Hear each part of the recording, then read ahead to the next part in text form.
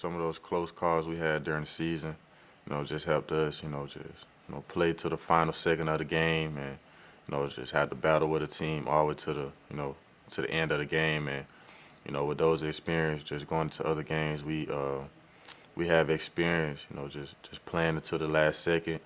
So we know we're comfortable with, coming from behind, playing from behind 7 to 10 points, and also just playing a full game and getting a team's best out of them for 60 minutes. So that's kind of helped us go into bigger games and kind of expect teams to play us for a whole 60 minutes, and we just had to prepare to have to play full games and we'll get every team's best for the full game. Okay, our next question will come from Ryan Hennessy. Ryan, go ahead. Hey, Brian, thanks for your time. Obviously, the lights are really bright for the biggest game of the year right now, but I feel like it's a little bit brighter for you after the game that you had in the semifinals. Do you embrace that pressure after the monster game you have, especially with a defense like this, and kind of say, bring it on to Georgia's defense? Uh, don't really brace the pressure, only because I mean, it's not like it's nothing I've not seen before. I've seen this team, I've seen this defense before. Also with these lights shining bright, I also been under these lights before, multiple times. So, I have experience, playing in games like this under these lights and against teams like Georgia, and with me already, seeing Georgia playing them one time this season. I kind of know what to expect from them. I know what kind of personnel to expect from them. So it's not, any more pressure than how it was when I played them in the SEC championship game. Next question will come from Andrea Adelson. Go ahead, Andrea. Hi, Brian. Thanks for doing this. As one of the handful of players who experienced the national championship game against Georgia a few years back, just wondering what you remember most about that game, aside from 2nd and 26, and whether that experience has helped lead to this moment in terms of knowing the possibilities of what you guys can accomplish. Well, really, the experience with that game just helped me just understand just the competition level with just Alabama and Georgia football. And if you put Alabama and Georgia football on this big stage, national championship game, usually that's what it'll come down to. It'll come down to two teams, brawling, fighting to the end. And just with that game, we had to make several adjustments on both sides of the ball, on the offense side of the ball and the defense side of the ball. Uh, I think I remember during that game, Najee got a chance to step up and play a big role with some carries in the game as a freshman. And Tua got a chance to come in the second half and lead the team, to a win. So, you know, everything wasn't going perfect for us that day. We still had to make some adjustments on the offensive side of the ball and defense side. And, just being a team, just preparing, for the opportunity, when it came, a lot of guys stepped up when their numbers were called. Tua, threw the ball to Smitty, to end the game on 2nd and 26. And both of those guys were freshmen who probably didn't play that much that year or, you know, made as many plays that year as they might have wanted to. But those guys won the championship game for us. Next question will come from Bill Bender. Go ahead, Bill.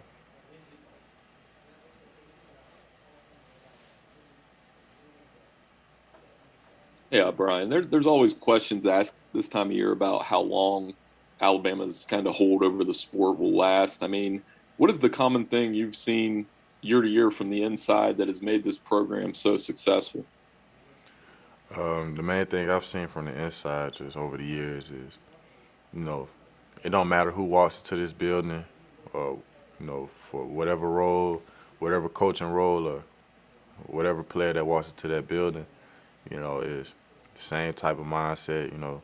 everybody comes in there and just grinds day in and day out. Coaches come and go. You got players going out to the draft every year, and you got guys who step up every year and play a significant role for this team. Probably a much bigger role than they played the year before. But it's one of those places where you know you're going to get better with the people around you and the coaching staff. Everybody push each other to get better every year, so that we can have the opportunity to play for back-to-back SEC championships and go to the playoffs back-to-back years, because we prepare the same way, if not harder, every year. Our next question will come from Nick Kelly. Go ahead, Nick. Hey, B-Rob, coach's jacket that he wore on the plane yesterday, had you guys seen him wear that before? And if that was the first time, how did the team react when you guys saw that? That was probably my first time seeing Coach wear that jacket. But, we was coming up here to Indianapolis. We knew it was going to be real cold outside. He told us to grab a coat. And, we reacted to it. I mean, that was the coat he grabbed, to keep himself warm for our time being down here. Our next question will come from Rocco DeSangro. Go ahead, Rocco. Hey, Brian, you've been in Tuscaloosa for a long, long time, specifically at Alabama. Have you had a chance to look back and reflect at your journey over the years, from a reserve running back to now starting on college football's biggest stage? And what is some advice that Coach Saban or maybe someone else has given you over the years that has really stuck with you throughout this whole process? Well, just reflecting on my time here, it's been 4 or 5 years. And, just for all the progress that I've made over the years, just really just having Coach Saban to just always be there to motivate me, when things weren't always going my way, just constantly repeating, just be where your feet are and, trust the process. And, it's something that can go through one ear and go out the other when you hear it so much, or when somebody says, repeat those lines so much. But it's something that's so important. It's something that most people should pick up on, because it can help you, in situations where, you got to trust the situation that you're in, trust the process that'll lead you to, where you want to go. Our next question will come from Charlie Potter. Go ahead, Charlie. Yeah, hey, Brian. You've mentioned how this is your fourth national championship game appearance. Just for some of the young guys that are going to be playing in this or on the sideline for this the first time, what's your advice to them getting ready for Monday's game? I mean, my advice to some of the young guys playing, this is the biggest game of their career, yet, and I don't want those guys to not be prepared for it. I want those guys to be as prepared as they possibly can for it, because it's a big stage. Two great teams playing against each other. Where you don't want to be that one player on that team who lets the team down because you weren't prepared enough, or you make mental errors or mistakes on the field that affects your side of the ball. So my biggest advice to those guys is to prepare as hard as they possibly can, so that they they'll be ready for that opportunity to start or play a lot as a young guy. Our next question will come from Mike Griffith. Go ahead, Mike. Hey, Brian, congratulations on a great season. Really appreciate the genuine quality of your answers. Real good interview. You have played with a lot of different great players at Alabama, different quarterbacks. So kind of a two-parter here. One, how would you describe Bryce's mobility as being different than Tua and Jalen? And two, was there a moment when Bryce kind of won you over? A lot of times these guys come in highly ranked, but obviously they have to earn their respect behind closed doors and on the field. So those are my two questions, just comparing his mobility to Tua and Jalen and kind of your Bryce Young moment. Bryce's, mobility is just different, because obviously, he's a lot smaller than the other guys. and so he can cover himself up real well. You know, he can move around the pocket. He can move out of the pocket. He has speed. He has a powerful arm.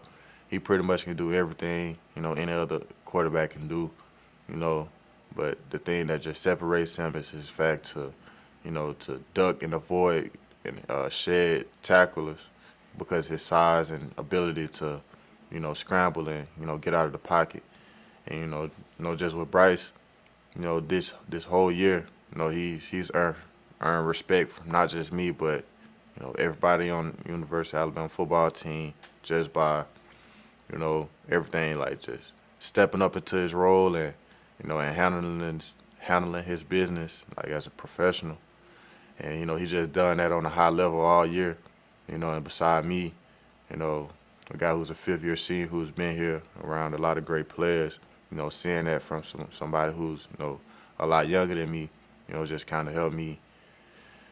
I kind of saw him on the level of the older guys, and it made me feel good because he felt like, you know, that he was mature and he was ready for his opportunity. He prepared himself for it, and, you know, he left no doubt, you know, every time he went out on the field. Okay, our next question will come from Jeff Spiegel. Go ahead, Jeff. Brian, speaking of things that, you know, that Bryce can do everything, the last couple of games where he's made those pitches to you, is that something you guys worked on as far back as off-season workouts, or did the first time that happened in a game or in a practice, did that take you by surprise? And that's just not something you see every Saturday on the football field. Really, you know, this come from, you know, our quarterback, running back chemistry, just the chemistry we've built, just playing beside each other all year, you know, and, you know, that also comes from me just kind of being in the right place at the right time, you know, and it's just playing football, you know, being instinctive with the ball. You know, when I notice he's in trouble, I try to, you know, make myself present to where we can, you know, kind of make a play to, you know, to fix the situation we're in. And, you know, he has his eyes open. He scans the field, you know, well. So if he ever gets in trouble and I'm anywhere near him, he'll try to find a way to just get me a ball to just gain some positive yardage, you know, out of, you know, what have been a negative yard play. And, you know, there's just been just playing instinctive football, just, you know, us just out there just playing, you know, just when everything don't go your way, you know, we just sometimes you got to find a way to just, you know, fix the situation. So, you know, that's kind of where that comes from. We have time for one final question. We'll go to Melinda Adams. Melinda.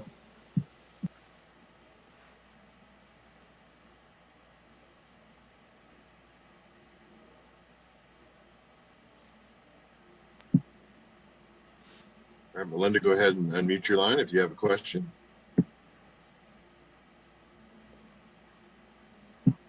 All right, we will go to Haley Sutton for the final question. Haley, go ahead. Hey, Brian, with this being your senior year, capping it off with another national championship appearance, I guess what's your mentality been like going into this final game for you in your career?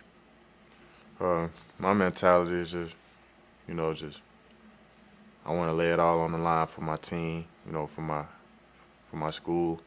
You know, with this being my last time suiting up for Alabama, I just want to leave no doubt that, you know, this university is like truly like in my heart, and I love it, and I'll do anything to just, you know, see us come out on top, you know, one more last time before I have to leave.